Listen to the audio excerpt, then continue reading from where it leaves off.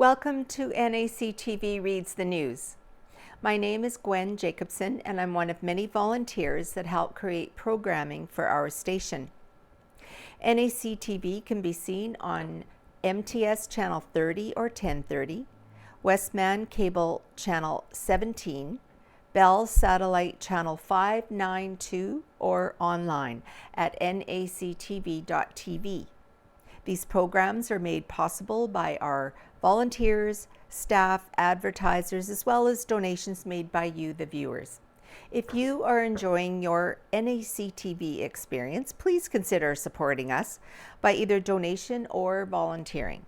You can contact our office at 204-476-2639 or at nactv@wcgwave.ca.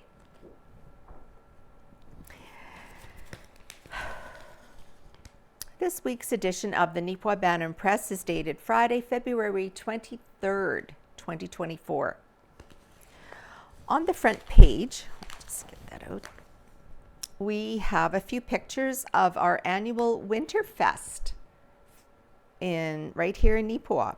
Residents and visitors to Neepawa enjoyed a variety of activities at the Flats on February 18th for the annual Neepawa Winter Festival. There was a glow-in-the-dark adventure trail this year, and that's right here. They had little glow sticks all around the trail. They had fireworks shown here, and they had warm bonfires that people enjoyed together right here, and other activities such as sleigh rides with horses. Activities for the day began at 4 p.m. and concluded after the fireworks, which lit up the sky at 8 p.m. Now, it has an advertisement here for a Deer Range school reunion, 1898 to 1959, and also an Edrins 1900 to Firdale 1890 homecoming. Friday, July 19th to Sunday, July 21st. For more information, contact Rob Smith you can call him at 1-204-573-7160 or email at deer_range_farm@yahoo.ca. All right, Curling for Cure, an incredible success by Casper Werhon. The Minnedosa Curling Rink was bustling with activity throughout the February long weekend. Curlers and spectators alike flocked to the arena, filling it to capacity for the 5th annual Curling for a Cure fundraiser held February 16th to 18th. This year's event was, in the words of head organizer Chad Yashinsky, an incredible success. He said, "This year we raised $33,021, which will be donated to Cancer Care Manitoba and Candlelighters Childhood Cancer Support Group. We are incredibly grateful for the overwhelming support and generosity. We are especially proud to share that over the 5 years we have held this event, we have raised and donated a total of $94,551 to cancer programs in our area." On behalf of Curling for a Cure, Yashinsky extended thanks to its sponsors, whose generous support was crucial in making this event a success, and to all those who participated or came to watch the games and show support. The success of this event would not be possible without everyone's contributions, and we appreciate each and every person who is involved in some way. He added, "We love hosting this event where we can make a difference in the lives of individuals and families of those with cancer, and we also get to enjoy a fun weekend of curling. Can't wait to see you all next year. This year was by far the busiest year we've had, and we are excited to get working on next year's event already." The 2024 event was met with a high demand for team entry, selling out for the 4th consecutive year. This year's sellout also occurred 1 month before the event, with a waiting list to get in. While there is still quite some time until 2025, it appears that this may hold true come next year as well. We expect the team registration to sell out fast for next year's event. We already have some teams registering for 2025. There's only 24 spots available, so register early so you don't miss out. The 6th annual Curling for a Cure is currently planned to take place from February 14th to 16th, 2025. In the meantime, congratulations are in order for this year's winning team. The 2024 winning team was Skip Doug Cook, 3rd Donna Dowsett, 2nd Miles Dalrymple, and lead Carol Dalrymple. So here we have a couple of pictures from that event. A pair of teams look on as a rock is being swept down the ice towards the house. And here we have a picture. There was cause for celebration as these individuals gathered for a photo with a large check announcing the results of the 2024 event. $33,021. That's wonderful. Now, there's the Rotary Club of Neepawa is hosting a used book sale again, April the 8th to the 12th, from 2 p.m. to 8 p.m. at the former Chalet Carpets building on 139 Main Street West in Neepawa. Donations of books can be dropped off at the following places: Gill and Schmall Agencies, Co-op, Grocery Store, Home Hardware, and Arts Forward. If needing books to be picked up, call Murray Newton at 204-476-2542 or text Murray at 204-841-1647. And at the Roxy Theatre this coming weekend, February 23rd and 24th, the showtime is at 7:30 p.m. and the show is entitled Aquaman and the Lost Kingdom. Black Manta seeks revenge on Aquaman for his father's death. Wielding the Black Trident's power, he becomes a formidable foe. To defend Atlantis, Aquaman forges an alliance with his imprisoned brother. They must protect the kingdom, and it is rated PG. Then the show, the weekend after, March 1st and 2nd, it's Madame Web will be the featured movie. I'll come back to these later. All right, next we have Helen Drysdale. Out of Helen's Kitchen. This week it is entitled Banana Loaf.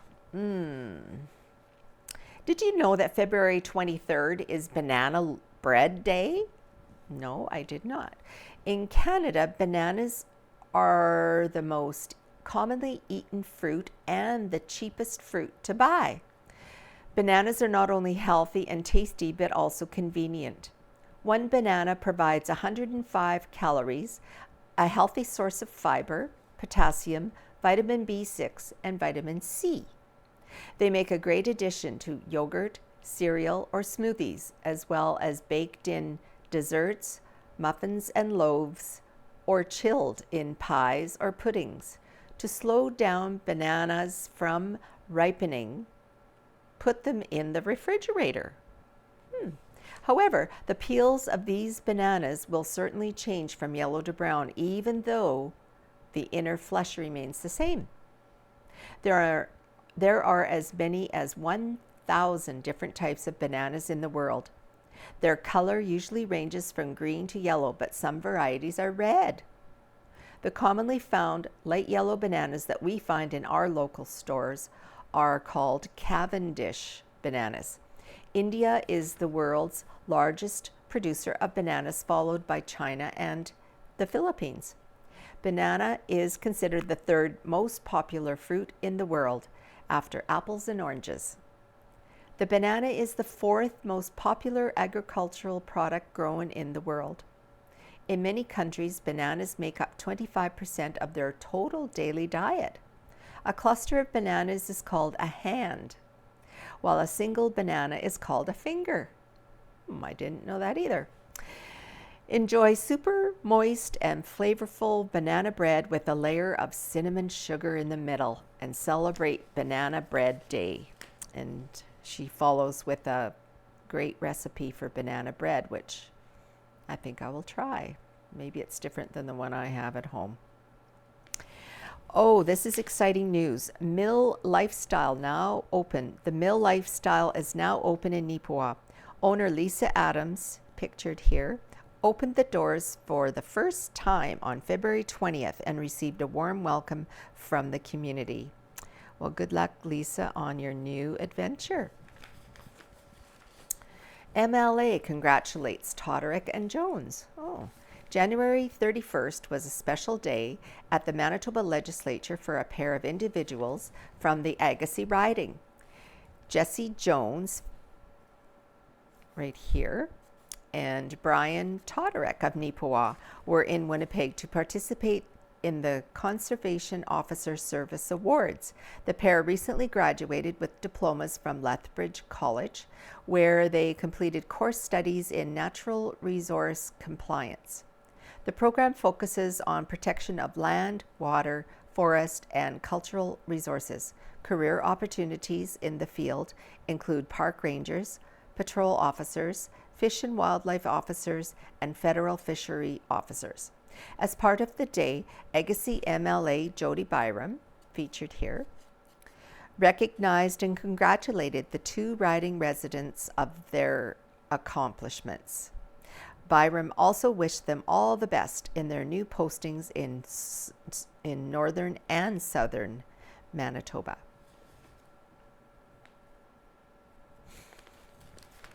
Neepawa Eats Healthy, a February school lunch celebration submitted by Neepawa Eats Healthy.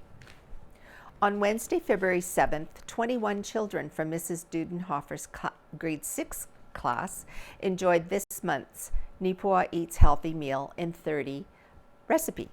Sheet pan gnocchi with Italian sausage was prepared by Chef J.P. Charpentier from High Life and served by members of the Neepawa Titans Junior A Hockey Club.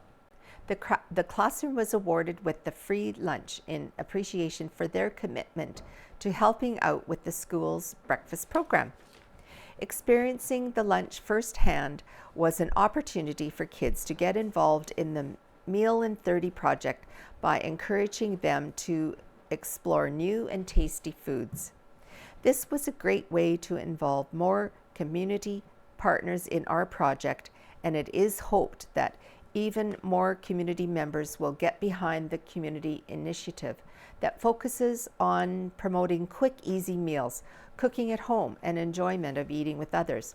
High Life and the local Titan Hockey Club, along with committee members Norma Holmes and Glenda McPhee, played a key role in hosting the classroom lunch, commented Cheryl Lee Hyra, Health Promotion Coordinator with Prairie Mountain Health. Having their support and getting behind the project has made it fun, and the committee plans to host 2 more lunches throughout the remainder of the school year.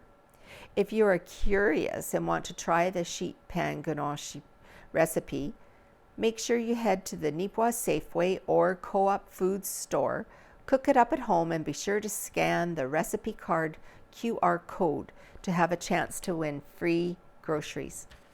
So here it shows a picture of the Neepawa Titans Hockey Club assisting with the Neepawa Eats Healthy program at the Neepawa Middle School. Right here. All right, next we have Rolling River School Division receives support increase by Casper Werhan. In the February 9th edition of the Neepawa Banner and Press, it was shared that the province of Manitoba would be increasing its annual allocation to public and independent schools to $104.2 million. Also included were specifics for what that announcement meant for the Beautiful Plains School Division. This week, the paper wishes to share details with its readers regarding how this increase affects the Rolling River School Division, RRSD. The Neepawa Banner and Press spoke to RRSD Secretary-Treasurer Kathleen McNabb, who stated that RRSD will be receiving an increase of 2.1% in the provincial funding over the 2023-24 budget. This is an increase of $259,000 in operating support, said McNabb. RRSD will also receive $143,000 from the province of Manitoba to support the new Universal Nutrition Program for students. The RRSD board is still in the process of developing its 2024-25 budget, and the final proposed budget will be determined near the end of February. The RRSD's public proposed budget presentation is scheduled for March the 6th, 2024. A link to the presentation will be made available on the division's website. Okay.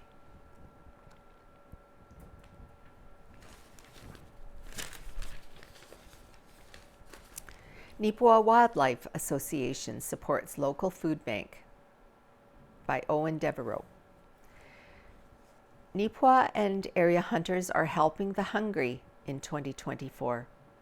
Last week, members of the Neepawa Wildlife Association, or NWA, donated 300 pounds of frozen elk meat to the Salvation Army Neepawa Community Ministries Center and the operation of the local food bank.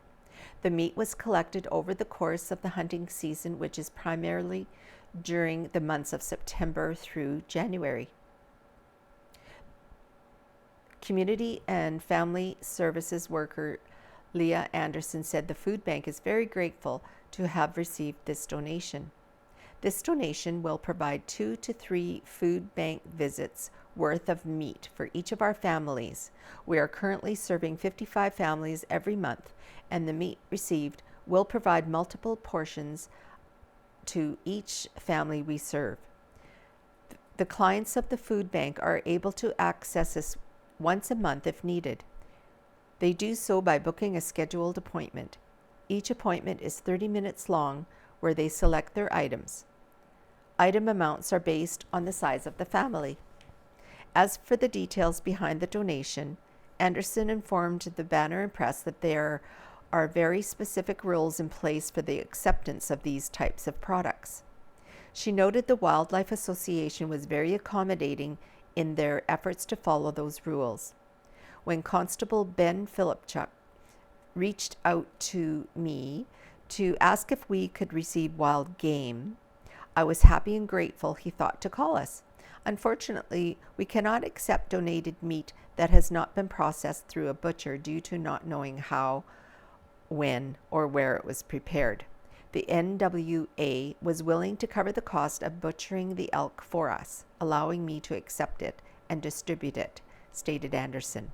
I love that the elk that was apprehended does not go to waste, and we are able to use it to provide needed protein for our families. I am thrilled to form this relationship with the NWA and conservation. So there's a picture of here outside the Salvation Army store with Amanda Nottingale of the Salvation Army. Neepawa Community Ministry Center accepts 300 pounds of frozen elk meat from Perry Snedden, John Lavich, and Ben Philipchuk of the Neepawa Wildlife Association. Very nice. Now, Prairie Mountain Health announces a new CEO submitted by Prairie Mountain Health. The Board of Directors of Prairie Mountain Health, or PMH, is pleased to announce that Trina Slate has accepted the position of the Chief Executive Officer, CEO. Here's a picture of her right here. Slate will assume the role from Brian Schoonber, who will retire effective April 5th, 2024. The board expressed sincere thanks and appreciation for Schoonbart's commitment, dedication, and strong leadership as CEO of the health region. Brian's commitment to providing quality health care and supporting all PMH staff, physicians, and volunteers has always been evident. All who have worked with him will miss Brian's positive, welcoming, genuine approach. Lon Cullen, board chair, is pleased to welcome Slate to the role of Chief Executive Officer. Trina is a familiar face for many in Prairie Mountain Health and the province. With over 30 years in healthcare and 15 years in a leadership role, Trina is bringing a wealth of experience and knowledge into the role of Chief Executive Officer. The PMH Board of Directors undertook an extensive search across Canada for a CEO to replace Schoonbart. Included in the recruitment process, the Board of Directors asked PMH staff what they felt were important qualities for the Chief Executive Officer. We appreciate that PMH staff took the time to provide their input into the selection criteria, and the board was able to use this feedback in selecting candidates, Cullen commented. Those that know Trina recognize her compassion, openness, decisiveness, and energy, which will be important qualities to lead Prairie Mountain Health in these challenging times. Slate is excited to be stepping into the CEO role. She said, "I am following in some incredible footsteps. Brian will be truly missed by all who worked with him. Prairie Mountain Health has an incredible team of over 7,500 individuals providing quality health care to the residents of PMH, and I feel very fortunate to work alongside these dedicated staff." Slate has held many roles during her years in healthcare, including a staff nurse, educator, public health nurse, manager, director, and most recently, regional lead, acute care services, and chief nursing officer for Prairie Mountain Health. Slate recently completed her Master of Health Administration through the Johnson Shoyoma School of Public Policy in 2023. Now, we have an insert called Farmers Advocate this week in the Neepawa Banner and Press, so there's a few pages that I'll read about that. The first one, Farmers Cautiously Optimistic About 2024 by Ken Waddell.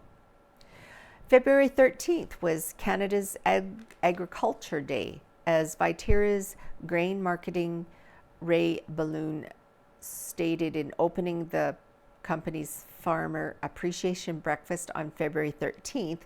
This is Canada's Agriculture Day, but most people don't even know, right?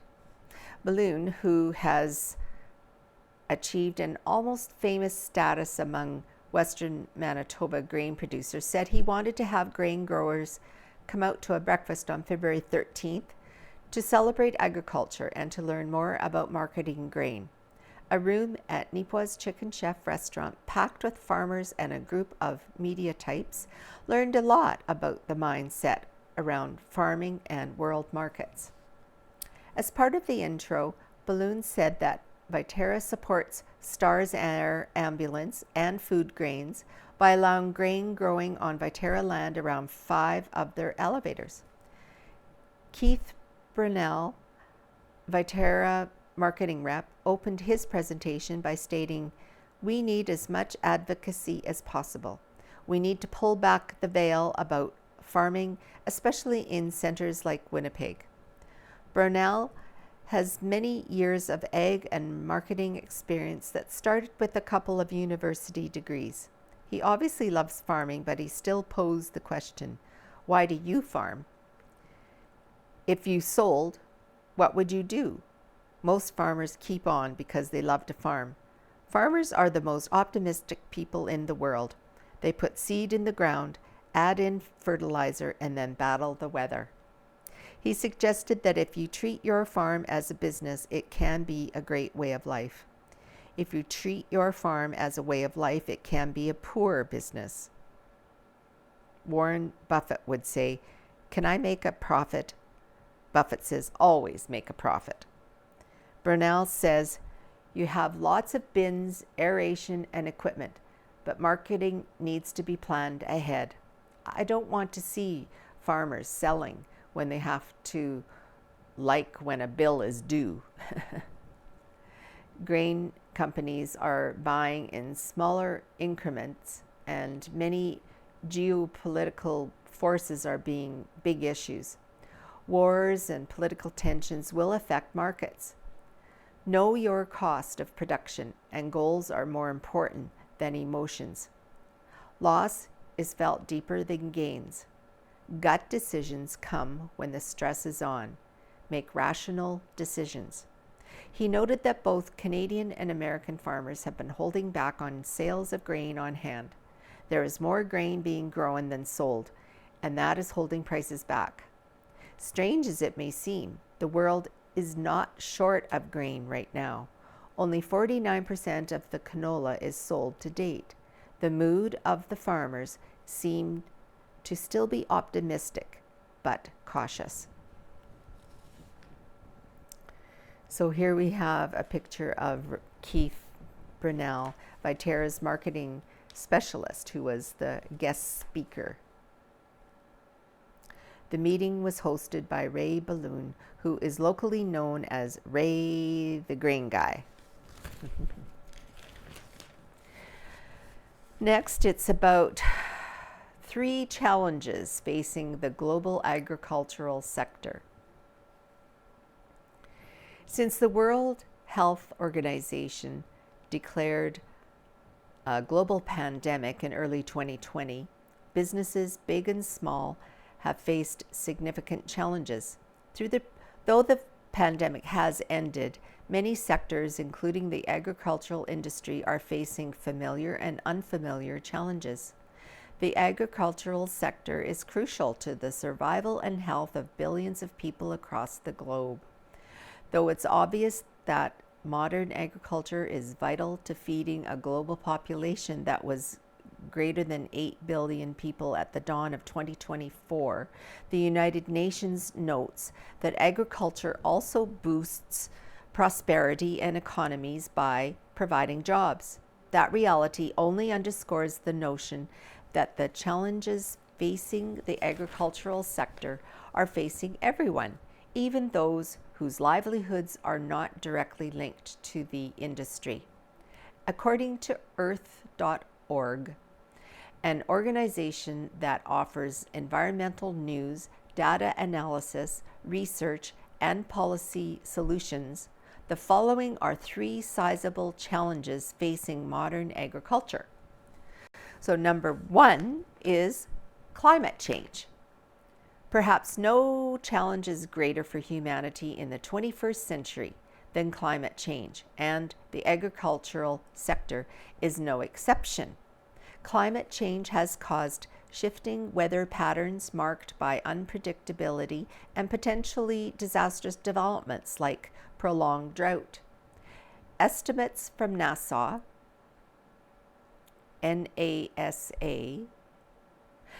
indicate corn yields may decrease by 24% by the end of this century, a potentially dangerous development linked to a host of factors, including a shifting climate and elevated surface carbon dioxide concentrations that can be traced to human-caused greenhouse gas emissions. Number 2 is population growth. The booming global population is attributable to numerous factors, including longer life expectancies in developed nations due to medical advancements. How to keep the global population fed at a time when the climate is adversely affecting crop yields is a significant challenge facing both humanity and the agricultural sector.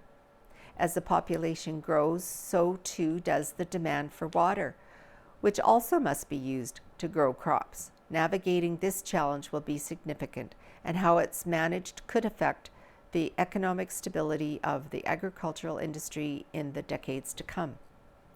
And finally, number 3, investment. Perhaps no industry is more vital to human survival than agriculture. Earth.org notes that Countries with strong agricultural sectors often boast higher standards of living and health than nations with a less productive agricultural industry. Despite that, Earth.org notes that investment in the agricultural sector is not commensurate with the growing population. Supporting measures to invest more heavily in the agricultural sector could reduce food shortages in the decades to come and ensure the agricultural sector is better positioned to address the many challenges it is already confronting in the 21st century. The challenges facing the agricultural sector affect those who work in the industry, but also the global population as a whole. Recognition of that reality may compel more people to support measures designed to ensure the agricultural sector can thrive and help the world to overcome potentially devastating challenges in the decades ahead. U.S. Cattle Inventories by Sean Quebec. The USDA released their January 1st inventory report, and U.S. cattle inventories totaled 87.1 million head on January 1st, 2024, down 1.9% from last year. This is 1.5% below the previous cycle low made in 2014, with inventories 8% or 7.65 million head below the 2019 peak. Beef cow inventories were down 716,300 head or 2.5% at 28 million head. This is 11% below the 2019 peak and 2.9% below the 2014 cycle low. Beef cows in the Pacific Northwest were up a combined 1.5%. This is dwarfed by the declines in the Colorado-Nebraska region, where beef cows are down 3.1% or 72,000 head. Dry conditions in the U.S. have impacted the central and southern plains to a greater degree. For every beef cow in the U.S., there is 1/3 of a dairy cow. As beef on dairy has grown, these are not new calves, but a more efficient calf, a beef cross steer, with improved feed efficiency and fewer days to slaughter. The dairy cow herd was down 0.4%, with replacement dairy heifers mirroring that trend. Beef replacement heifers were down 1.4%, which, when combined with significant revisions to the year ago number, is now 12.5% below the 2014 low and the lowest since 1950. The 2023 calf crop was down 2.7% or 846,500 head at 33.6 million head.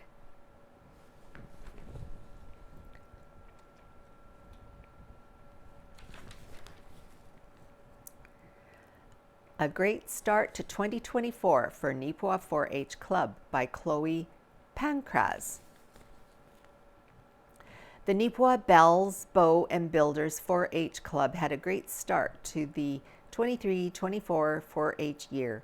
The group reconvened in October with exciting project topics of building teams and science in the kitchen, monthly meetings, and activities. The group is proud to be part of the Remembrance Day service and supporting the community through sorting food at the Salvation Army and volunteering at the Neepawa Roxy Theatre. Our group is now busy preparing for Communication Night to be held on February 26th, 2024. All right, now we have an article about Yield Manitoba 2024 released New Crop Record Set by Sean Quebec. Yield Manitoba is an annual publication of Manitoba Agricultural Services Corporation, or MASC, and provides a breakdown of annual crop yields on a provincial, risk area, and variety basis insured by MASC over 90% of acres. Even with the dry conditions in 2023, several crops had record-breaking years. Canola was grown on 3.01 million acres and averaged 48 bushels per acre, beating its previous record of 47 set in 2017. Red Spring wheat did not set a new record but yielded a respectable 63 bushels per acre on 3.06 million acres. Soybean acres were third highest in Manitoba at 1.55 million and averaged 37.6 bushels per acre. Other record yields were set by peas at 54 bushels per acre on 159,000 acres, and both oil and confectionery sunflowers at 2,401 and 2,131 pounds per acre respectively on 79,000 acres combined. Grain corn produced 135.8 bushels per acre on 468,000 acres. Barley averaged 83.8 bushels per acre on 354,000 acres. And oats was just shy of the century mark at 99.9 bushels per acre over 302,000 acres. For a copy of Yield Manitoba 2024, stop by your nearest MASC office or contact sean.cabak@gov.mb.ca or phone 204-239-3353. Now, here's one on weather conditions and reports, also by Sean Kabak. Manitoba's Ag Weather Program measures and records data year-round from over 100 weather stations across Agro-Manitoba. The stations monitor air temperature, relative humidity, barometric pressure, precipitation, wind speed and direction, solar radiation, soil temperature, and soil moisture. The latest weather conditions from each station are made available every 15 minutes throughout the growing season and every hour during the winter months. All regions of Agro-Manitoba have experienced higher than normal average temperatures since November the 1st. The majority of Manitoba's agricultural region saw a mean temperature difference of over 5 degrees Celsius above normal. Normal, based on the 30-year historical average, precipitations range from 48 millimeters to 87.4 millimeters across Agro-Manitoba. Percent of normal precipitation varied greatly across the region, with areas receiving as low as 17% at Clearwater 13 millimeters compared to the 30-year average, while others were at 140%, with Sagaming 88 millimeters of normal. Most of southern Manitoba is below 50% normal precipitation, with Gladstone at 50, Holland at 21, Treherne at 20, and Portage at 48% normal. For more weather-related information or to monitor individual weather stations, go to www.gov.mb.ca/weather/conditions-and-reports.html. And lastly, just a couple of pictures. Sunny days in the calving pen.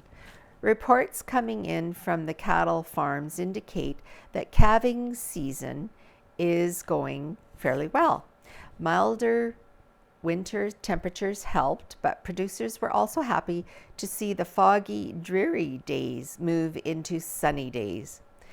Baby calves are a lot healthier and happier if they can warm up in the bright sunshine and stay dry. All right, now we have some sports. Let's see here. the Neepawa Tigers hockey are still in the hunt for first place. So this is high school hockey. The NACI Tigers have gone 8-2-0 in their last 10 games in the Westman High School Hockey League, including a 7-0 home win over Boissevain on February the 6th, pictured here. The Tigers, who are 23-4-0 with 47 points, are currently in second place in the overall league standings with 3 games in hand on the first place Vincent Massey Vikings, who are 25-5-0 with 50 points. So they still have a chance to catch up. And here, the Varsity Tigers high school basketball team keep their eye on the prize. The Neepawa Tigers varsity basketball team closed out its regular season schedule with a perfect 10-0 record, beating Elton on February 15th by the score of 78-35. Their next game will be the Zone 7 semifinal on February 27th versus Minnedosa. Well, good for them. And the Farmers hockey team fall to McGregor in the THHL playoffs by Owen Devereaux. It was a quick playoff exit for the Neepawa Farmers in the Tiger Hills Hockey League as they were knocked out in the opening round by the McGregor Wild.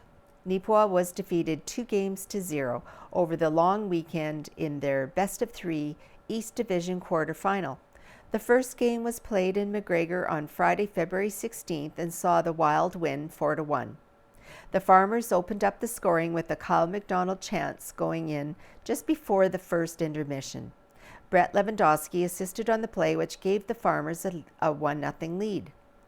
Kyle Issener and Braden Klippenstein replied for McGregor in the second, while Justin Miniletti and Kelly Rintoul secured the win for the home side with follow-up goals in the third. Game 2 was in Neepawa on February 18th, and it was a do or die for the Farmers. They would come out strong, which would ultimately pay off with Zach Hicks scoring just 4 minutes into the game. Lewandowski and Ward Suskies collected the assists on this effort. Before the end of the first, however, the Wild struck back with a pair of goals, including one on the power play to make it 2-1. Tanner Garnham and Braden Nickel were registered as the goal scorers.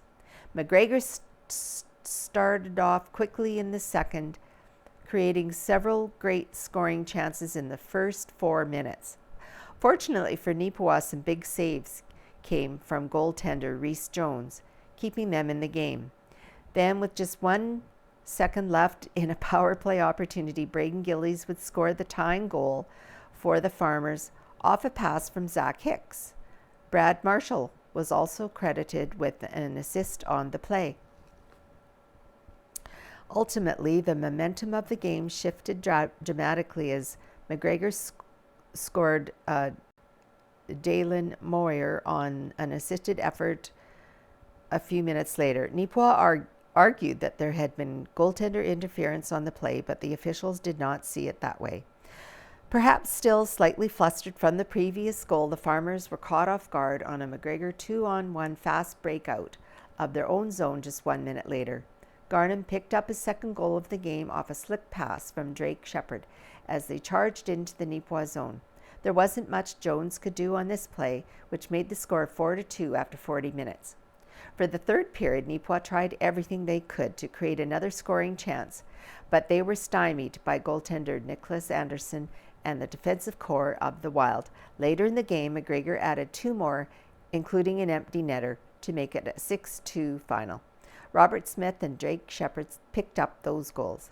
With the series win, McGregor moves on to face the Killarney Shamrocks in the East Division semifinals. The other East Division series features the Minnedosa Bombers versus the Gladstone Lakers. As for the West Division, it will be Minneota/Elkhorn versus Hartney and Verdon versus Rivers.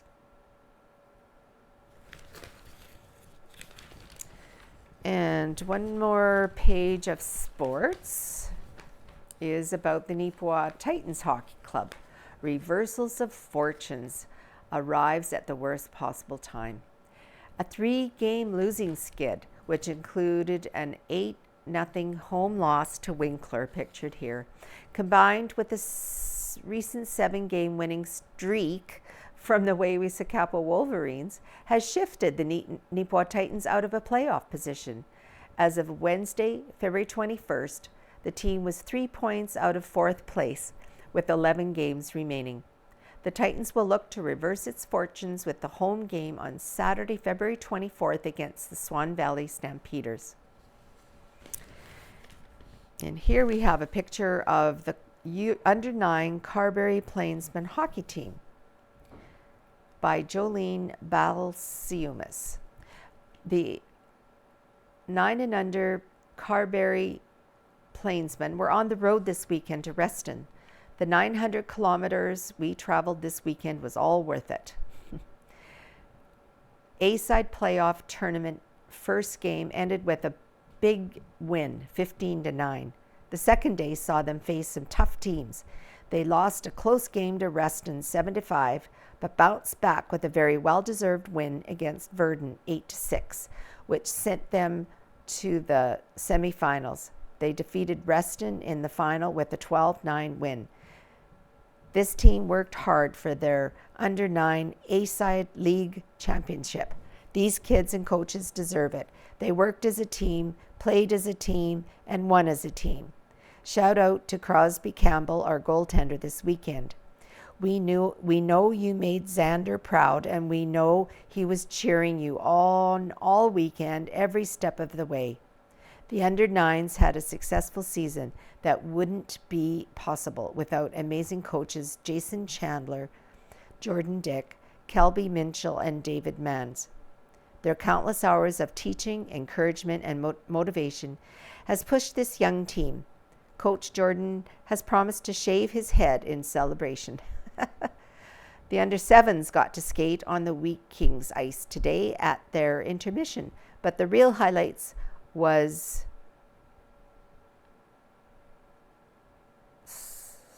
something with hometown heroes Carson Bjartson and Ben Sanderson for taking the time to join in a picture with these kids.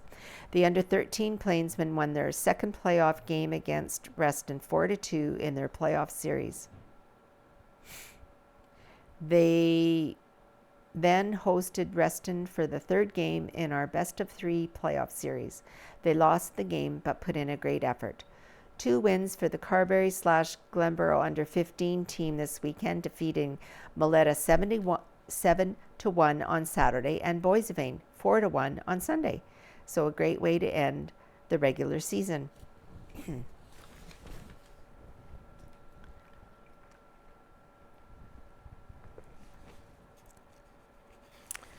Great. Neepawa Rotary gets update on Central Plains Cancer Services by Ken Waddell. Neepawa Rotary Club was treated to a visit from Sherilyn Knox when she appeared as guest speaker at the club's Wednesday lunch meeting. Knox could have spoken of her role as mayor of Portage-la Prairie, but this visit was to talk about Central Plains Cancer Services, or CPCC. Knox's day job is as director of the CPCS, and she is passionate about her task. Knox related how in 1997, several cancer care organizations faded away or were centralized, but the group based out of Portage decided to make a larger regional group and have been functioning that way since 1998. She said, we used to fundraise by going door to door, but that method was fading even before COVID-19 hit and the pandemic killed off the canvas. CPCS holds several other fundraisers, including a live on location radiothon broadcast from several Stride Credit Union offices. Last year's radiothon raised $77,000, said Knox. Knox emphasized if a patient needs a ride to a cancer appointment, the group tries to make sure a patient gets a ride and it's always for a flat fee of $30. There are several volunteer drivers needed every day, mostly for treatment trips to Winnipeg. We try to accommodate people outside the region if we can. While the flat fee applies across the whole region, Knox emphasized that the actual cost is much higher. Drivers volunteer their time, but the mileage rate averages out way higher than the $30 charged. CPCS official regional boundaries cover from Alonza to Swan Lake and from Minnedosa to Ely. And here we have a few pictures from Minnedosa. Minnedosa Lake hosted their annual Skate/Rock the Lake festivities. So we have some pictures here. Minnedosa Lake was bustling with activity on February 17th to the 18th for the 16th annual Skate the Lake and 5th annual Rock the Lake festivities. So shown here a pair of competing hockey teams speed down the ice, each determined to be the one handling the puck. Here we have an aerial view of the curling, and here a group of individuals chat and watch a round of hockey unfold. Good for them.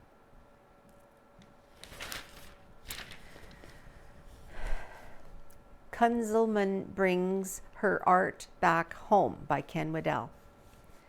Cheryl Kunzelman's artwork had a homecoming of sorts on February 16th when her exhibit opened at Arts Forward in Neepawa. Kunzelman lived in Neepawa and ran a restaurant for a number of years. Her parents, Fred and Sylvia Quist, still live in the community, and she started creating art with Dad when she was very young. The exhibit and Kunzelman's life journey are best described in her own words, noted below, that she spoke at the opening of the exhibit. She said, "Welcome. I'm so grateful and excited to see you all here and happy I get to share my collection with you all. It's a homecoming for me. My lovely daughters and I moved here in 2002, and we were here for 12 years. I have amazing memories of Neepawa and so many great friends. I made so many friends when I had my coffee shop, Toadie's Cabin. My girls grew up here, and it was a fantastic place to raise our family. I'm now in Winnipeg. I really wanted to speak tonight because this is actually a very special opportunity for me. My parents, Fred and Sylvia Quist, are here. Many of you know them as Neepawa is their home. Dad was my first art influence.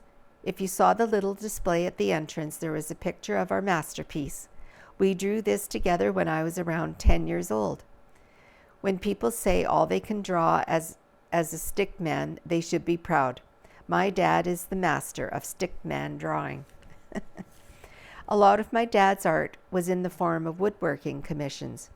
He made so many things for people, such as spoon racks and gun cabinets and picnic furniture.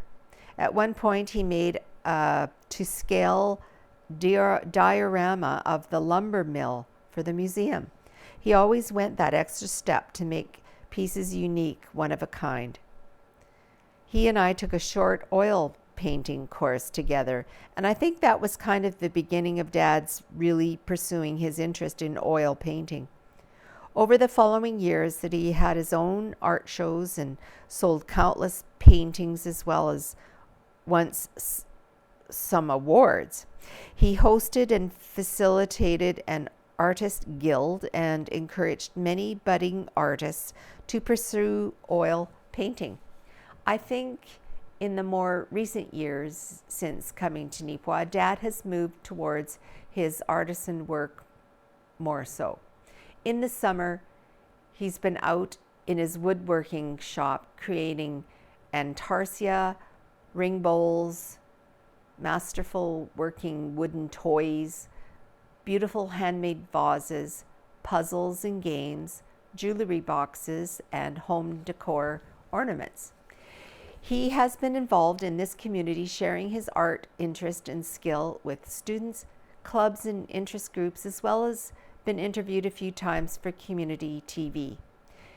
He's done piles of charity sales with his beautiful pieces and has supported an amazing cause. Lately, he has become quite the carver. He carves amazing little animals like bears, owls, gnomes, Father Christmases, and the most incredible little men with their hands in their pockets.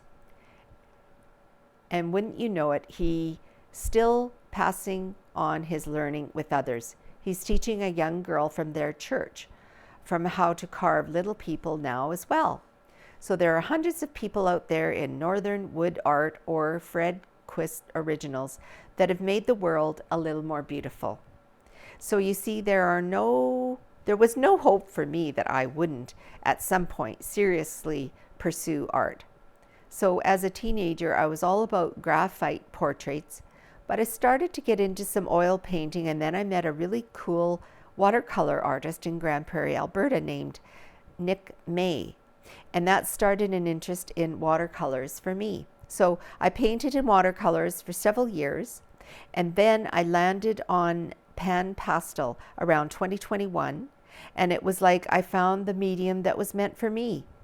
I have really enjoyed working with pan pastel, and it has renewed my passion and spark in art and given me such joy and peace. Dealing with chronic illness has kind of kept me close to home, but it's okay because my studio is always waiting for me there to bring something to life. We were created in the image of the greatest artist, the Creator. So I am so blessed to have the inclination and passion to create art to help color my corner of the world just a little. So once again, thank you all so much for coming to support me and to explore this collection. So we have a picture of Cheryl here. When asked to choose her favorite, this has special memories. And they always began, one day a little mousy. Perhaps the mousy was Cheryl herself and all the adventures she had growing up. This little mousy painting conjures up a lot of memories. This is just it closer up with her showing it. I think it's still at the Arts Forward building, so if anyone wants to go and take a look, you should go. Now, the Neepawa Titans Junior A Hockey Club is having another big cash draw. Grand prize $20,000 plus 5 draws of $1,000 and a big 50-50 ticket, 5 for 50. Winner will receive 50% of the total sales. The final draw is Friday, March the 22nd, and only 800 tickets are sold. Okay, so we'll go back to this page. I thought this was a funny comic at the top. It's called Tundra by Chad Carpenter. Let's see if I can get it closer. So there's a walrus looking in the mirror and he's thinking, well, this is embarrassing. How long has that been stuck in there? And between his tusks, looks like there's a penguin stuck between his tusks. Home Buddies by Rita Friesen. This week it's called Random Quotes. Much of the reading that I do these days is for study, some for the services I share, and some for self-improvement and spiritual growth. I can't tell if the work is working, but I can tell you that my thinking is challenged and my outlook expanding. Hildegard of Bingen, 1098 to 1179, lived a powerful, visionary life. She entered a monastery at the age of 15 and continued her life and work pursuing knowledge of God and creation, sin, and redemption. She wrote 3 visionary works, a natural history and a medical compendium. She was a pastor, a poet, a composer, and teacher, seeing herself as a feather on the breath of God. That image of a feather on the breath of God caused me to set aside the book and simply breathe. What a goal! And then to be able to define your life work with those words. Fred Craddock, who lived 1928 to 2015, a distinguished professor of preaching and New Testament emeritus, offers insight into lectionary readings. We are entering the season of Lent, the time of introspection and reflection on the power of the Easter story, and Sunday's reading from the Gospel of Mark was on Jesus' baptism and time of temptation in the desert before beginning his ministry and the journey to the cross. It is in a garden where Jesus is apprehended and the mockery and abuse begins. The quote here that again caused me to set aside the book itself and settle into the words, Gethsemane was a garden, but for one night it too was a wilderness. As an outsider and an observer, too often I view another's place in life as a garden. There are many gardens that are for a time a wilderness. I know from experience. Carl R. Holliday, born in 1943 and still living, American scholar of New Testament, Christian origins, and Hellenistic Judaism, in his study of 1 Corinthians, a letter written by the Apostle Paul to the new Christian church in Corinth, a letter promoting understanding and acceptance between Jews and Gentiles. To emulate Paul's personal ethics would inevitably mean that the strong would be willing to bear the burdens of the weak, that those in the know would be more tolerant of those not in the know, and that those more practiced and experienced in religious matters would be more patient with those whose conversion to Christianity is their first real exposure to the regime and religion of a religion with high ethical standards. Yikes.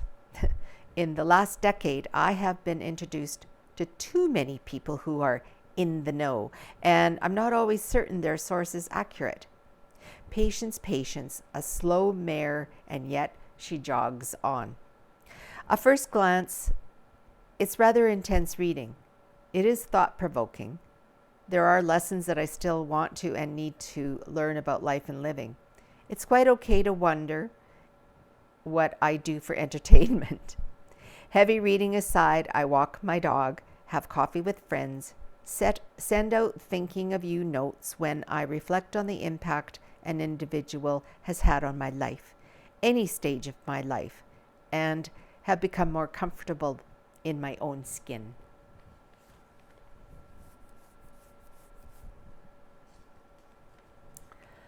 Respectfully Yours by Neil Stroshine.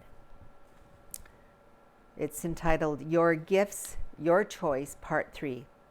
So far in this series, we have examined the true value of money you donate to a church or a registered charity, how to decide on an annual giving budget, and how to choose a worthy charity or two to whom you can send regular donations.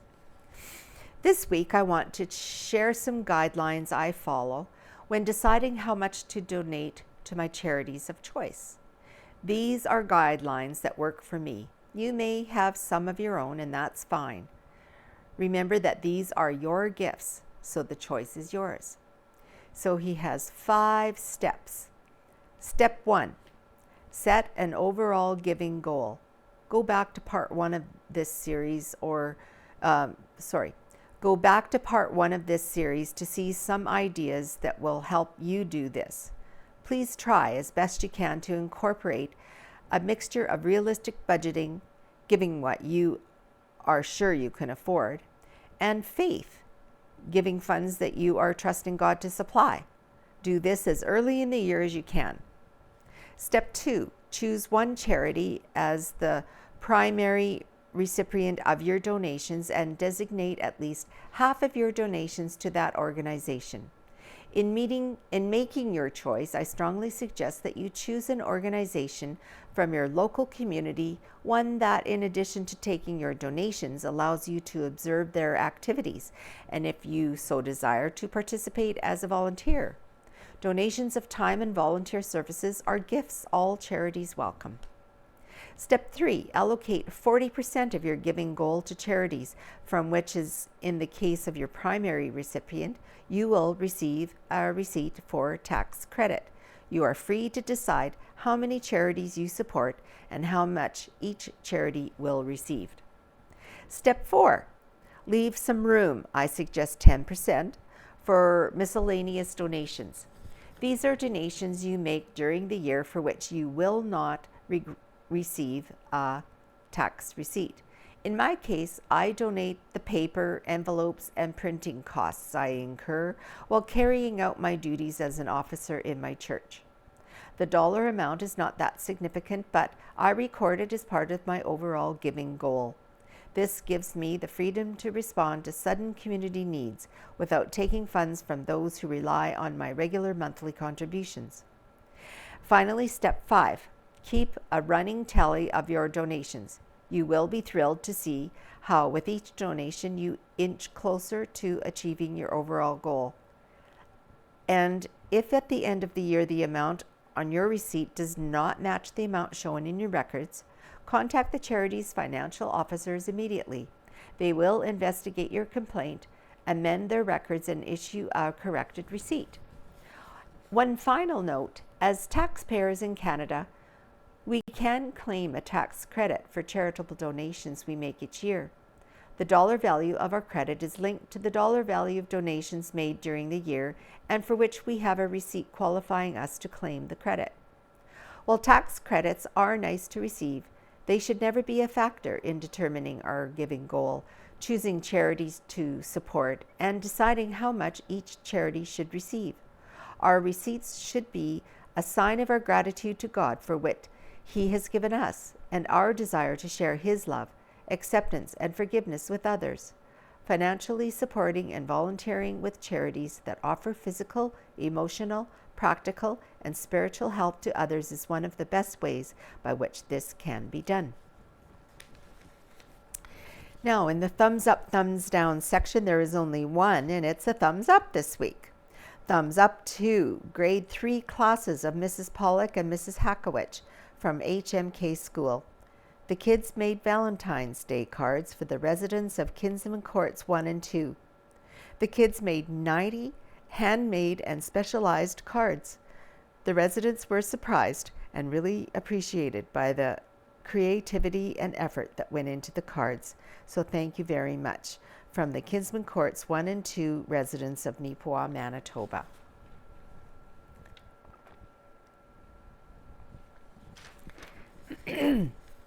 Now, Right in the Center by Ken Waddell. It's entitled, Publishing is a Long-Needed Enterprise. A disclaimer, the views expressed in this column are the writer's personal views and are not to be taken as being the view of the Banner and Press. In 2024, it will be 35 years that my wife and I have been in the newspaper publishing business. The Rivers Banner has been going for 108 years. The Neepawa Press for 128 years. The Neepawa Banner for 35 years. I personally produced my first publication 58 years ago. Needless to say, much has changed in 128 years. We have in our possession newspaper archives that go back to 1896, and the words written in that year are still clear to read and understand on the printed pages. That is the absolute rock-solid foundation of the printed word. It cannot be changed. It can't shift around to hide the facts or the errors that may have been committed. A newspaper publisher has no place to hide.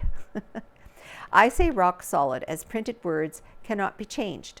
Because they can't be changed, most people who put words in print are careful how they select their words, knowing that errors will come back to haunt the writer.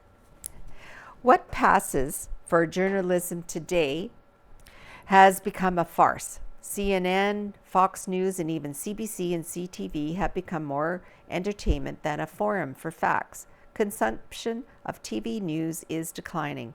Radio newscasts are more than 3 minutes on the hour, and most people know they can't or shouldn't rely on internet and Twitter news. I'm a proud newspaper man, and especially proud that we have 3 local publications, namely the Neepawa Banner and Press, the Rivers Banner, and the Farmers Advocate, which currently publishes 10 times per year. In the last few years, Canada has lost hundreds of newspapers and many TV and radio stations. It's impossible to count the number of blogs, websites, and Twitter accounts that have evaporated or been abandoned. There are many reasons. Running any news outlet, be it print, radio, TV, online, is a lot of work. It has to be kept fresh with new news every edition, regardless of the method of production. You have to have reporters and production staff. You have to have ad sales to pay the bills. News costs money, and as the staff, the printer, the fuel bills all have to be paid. Quite frankly, the news outlets that have disappeared are gone because they went broke. Blunt but true. So in the towns that still have newspapers, events are turning somewhat. People are realizing that without ads, the news outlet will die. I'm thankful that ads are regaining popularity in this paper. Certainly there's other ways that newspapers to spread word about business or an event, including reputation, word of mouth, posters, and yes, social media. I use social media myself, but it isn't the be-all end-all by all means. Some people don't use social media at all. Some don't use it much. And social media is set up on a system that severely limits what we see. It may be unintentional, but social media actually limits and censors news and information quite severely. The newspaper is always sitting there on your table, ready to read in a whole or part, and it's around for a week or more. Running a local newspaper isn't easy. It's constant work and process. Note I say local newspaper, as many of the hundreds of papers and all the TV and radio stations that have disappeared have been owned by big corporations. The bigs don't place local news or priorities at the top of their list. They, without any apology, place making money at the top of their list. Their CEOs glide from one corporate misadventure to another, taking their overpriced salaries with them as they go. I am an unapologetic promoter of small local businesses. A business has to have strong local ownership, or at least strong local management. Local papers and local businesses have to work diligently to survive, and many have survived for well over 100 years. As long as local people want and need local news, it will continue. Thank you to our faithful readers and advertising, and your support is appreciated. All right, so that is it for this week's edition of the new Neepawa Banner and Press. Thank you for joining us, and hopefully we'll see you next time. So bye for now.